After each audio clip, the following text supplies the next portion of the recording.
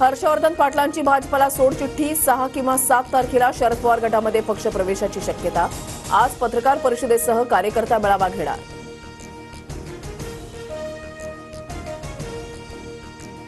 अजितदादांकडून बारामती विधानसभा न लढण्याचे संकेत। मी जो उमेदवार देईन त्याचं काम करा। विधानसभेला आमच्या कुटुंबातील जास्त सदस्य फिरताना दिसणार नाहीत, दादांचं वक्तव्य।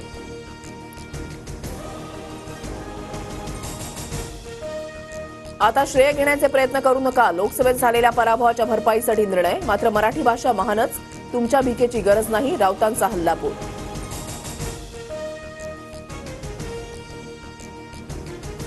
आरक्षणाची मर्यादा 75% न्या। विधेयक आणण्यास केंद्र सरकारनं पुढाकार घ्यावा, आमचा पाठिंबा असेल, शरद पवारांचं वक्तव्य।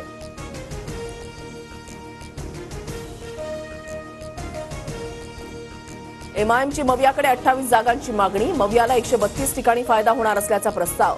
मुंबईमध्ये 1 आणि 2 तारखेला काँग्रेस आणि राष्ट्रवादीसोबत बैठका झाल्याचाही दावा।